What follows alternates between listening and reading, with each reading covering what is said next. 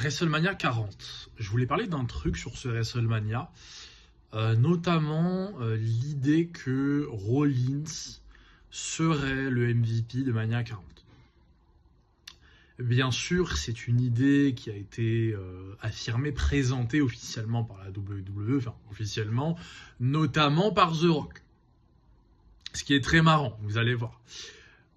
MVP, donc Most Valuable Player, en gros c'est une distinction qu'on octroie aux sportifs dans les ligues américaines de sport, tout simplement, donc comme en NBA, au basket ou en NFL, au foot américain par exemple, où en fait c'est une distinction personnelle, un titre qu'on octroie très souvent aux joueurs qui impactent plus le succès d'une équipe. Donc très souvent ça va être le meilleur joueur, le joueur qui a le plus d'impact, d'influence sur le fait de gagner, la victoire, machin, le plus décisif, comme vous voulez, c'est à peu près ça. Comme le ballon d'or, plus ou moins. Et du coup, principalement dans Mania 40, donc le show, Rollins, donc lui, il fait la road blessé, et il fait le Mania 40 blessé. Sauf que lui, dans le Mania 40, il fait le Tag Team Win Main Event, le lendemain, il défend son titre dans l'opener, et dans le Main Event, il intervient. Tout ça blessé. Et donc, Rock a pris les devants à la fin du show pour mettre en lumière cet accomplissement-là, donner vraiment de la reconnaissance, du respect. Et il a archi raison. Rollins, c'est une dingue. Rollins, qu'on peut pas lui enlever, c'est le fait qu'il soit mordu, vraiment, qu'il soit un mordu de ouf, qui veut tout le temps être disponible pour faire tout et n'importe quoi, même si malheureusement, des fois, en fait, ça joue contre lui, malheureusement, mais dans certains programmes, machin et tout, il fait le taf de fou. Maintenant, objectivement, en termes de storyline, d'ampleur au niveau des programmes, de hype, d'attraction, d'enjeu, et ben c'est clairement pas lui le facteur X, et donc encore moins le MVP en fait. Et ce qui est très marrant, c'est que la pièce maîtresse, le paramètre, le rouage qui a rendu cette road, ce programme, cet arc et ce show aussi magique, et ben c'est Rock lui-même. Et ce qui est très marrant, c'est que Rock dit le vrai MVP, c'est Rollins. Et il dit le vrai MVP. Comme quoi, en fait, le MVP, ça devrait être déjà quelqu'un d'autre de base. Donc bien sûr, il y a Cody Rhodes, vu qu'il a gagné. Reigns, dans la road, il s'est un peu fait bousculer par Rock.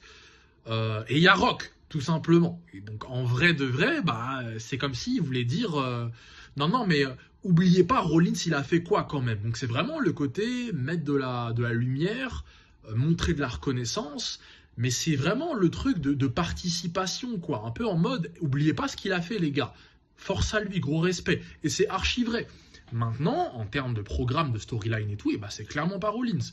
Rock, il arrive, déjà, il veut Tej Cody pour faire Rock Reigns. Tout le monde siffle, pas d'accord. Tout le monde se retourne contre lui. Rock Babyface sifflé. Et du coup, il décide d'écouter le public. Et qu'est-ce qu'ils font? Ils bookent, ils sont OK pour le faire. Rock heel turn.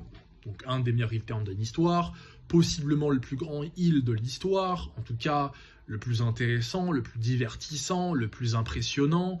Et il nous l'a clairement montré dans quasiment toutes les promos qui encadraient cette storyline-là. Donc, chaque segment quand tu voyais Rock, il avait toute la lumière. On aurait dit que c'était lui qui vraiment avait le titre 1316 jours. Rock, vraiment, c'était un magicien, que ce soit en promo, en weekly, à la conférence de presse, à WrestleMania 40. C'est vraiment le personnage, le facteur qui a rendu le programme aussi attractif, aussi divertissant, aussi impressionnant, qui lui a fait passer un cap en termes d'ampleur, d'enjeu. Vraiment, ce Mania 40, c'est clairement cet événement qui le rend aussi légendaire, aussi puissant Et en fait, ce qui est marrant, c'est que Rock, en faisant son heel turn, de base, lui, il était venu pour dégager Cody et pour faire son Rock Reigns. Sauf que finalement, ce qui a failli, en fait, bousculer Cody, et ben en fait, finalement, Rock, il a donné plus de puissance à Cody, en fait, grâce à ce heel turn.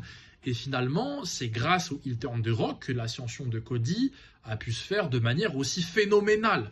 Car Rock, il arrive et il gonfle encore plus ce côté underdog babyface finish the story de Cody Rhodes en représentant mais une menace mais légendaire, un final boss, le mec de TKO qui décide de tout, et en plus t'as Rock qui vient renforcer le côté invincible de la Bloodline en venant épauler Reigns, tout simplement. Donc en fait Rock, vraiment, il a pris toutes les lumières, il a fait vraiment, il a tout cassé, il a vraiment, c'est ça MVP en fait. Et on arrive, du coup oui, Rollins dans le programme, pardon, je voulais te parler de lui, voilà. Le truc c'est que Rollins, il est blessé pendant la Road, bon le problème c'est qu'il avait un titre de champion du monde, le truc c'est qu'il est venu dans une story avec un titre lui-même à sa ceinture pour aider un challenger à prendre un titre. Des deux bien sûr, le titre le plus prestigieux c'était celui de Reigns, et le problème c'est qu'en fait c'était pas ses histoires à Rollins. Bloodline Reigns, il avait ses propres stories. Et en fait, la story, c'était finish the story contre 1316 jours Roman Reigns, le tyran de 4 ans, machin. En plus, l'année d'avant, Cody perd contre Reigns. Et là, du coup, c'est la vengeance. Donc en fait, la story, c'est Cody contre Reigns. Donc après, Rock arrive, veut bousculer Reigns, mais il y a tout un truc qui se fait autour duquel, du coup, comme je vous ai dit, Rock il rejoint Reigns, et du coup ils sont 2 contre 1, Rollins y rejoint. Mais la trame principale, la story, le dénouement final, c'est Cody Reigns, quoi qu'il arrive. Et en fait, c'est pas ses histoires à Rollins, malheureusement. C'est le mec qui vient soutenir. Et c'est surtout pour ça, en fait, qu'il y a énormément de respect et de reconnaissance qui lui ont été donnés à la fin du show. Hein. C'est vraiment sa participation, mais de fou furieux, quoi, en tant que méga assistant. Donc, on arrive du coup au show Mania 40. Et Mania 40, Rock, il fait le tag team nuit 1 et il pin Cody, ce bâtard. Mais quel goat! Le mec, il arrive une fois tous les 10 ans. Par contre, il te pond un classical time abusé, quoi. Donc, du coup, je disais, Rock, il pin Cody. Du coup, on entre dans la nuit 2, sentiment de désespoir. Putain, Cody, il va jamais gagner, il a déjà perdu l'année dernière. Du coup, après, ce qui est bien, c'est que t'as Rock qui fait son apparition pour, corriger Cena. T'es ta tête légendaire, mais c'est aussi ça, en fait. Ce qu'amène Rock, cette présence, c'est tellement légendaire en fait, et c'est ce qui fait que le programme est légendaire, hein. C'est ça un facteur X, un MVP tout simplement. Donc par la suite il y a Taker qui vient, c'est encore pire, mais vraiment Rock c'est ça qu'il a apporté. Et donc par la suite vous avez Cody qui gagne. Cody, si aujourd'hui il a une place de choix aussi importante, c'est parce qu'il a pu asseoir son histoire sur le plus gros programme de l'ère moderne, Bloodline de Reigns. Donc dans les moments vraiment les plus marquants, vous avez la victoire de Cody, mais du coup parallèlement la défaite de Reigns, Rock aussi qui est vaincu. Et en fait, Rollins, lui, dans la storyline, c'est vraiment le mec sacrifié, quoi. Sa story Mania 40, c'est il a tout sacrifié pour Cody, il a perdu son titre, le mec, il a catché blessé 2-3 fois, enfin.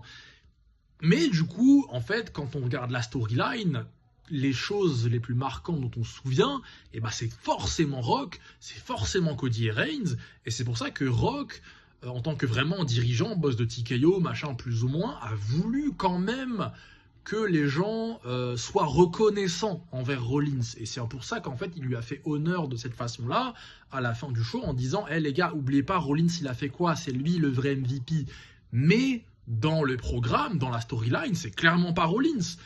C'est plus, en fait, un trophée de participation, plus ou moins, de la reconnaissance, puisque du coup, Rollins, il ressort de ce Mania 40 en ayant tout perdu, mais au moins, tu vois, il en sort avec ce truc de « ouais, mais à Mania 40, il y a la story où Rollins, il a vraiment tout sacrifié pour Cody, machin », et c'est des trucs qui vont vraiment permettre d'alimenter les storylines futures, car Rock, c'est un mec de TKO, d'Hollywood, c'est pas un mec qui représente le programme, le produit, aujourd'hui, de semaine en semaine, et ça, c'est Rollins, et c'est surtout pour ça que c'était intelligent de la part de Rock, de mettre en lumière vraiment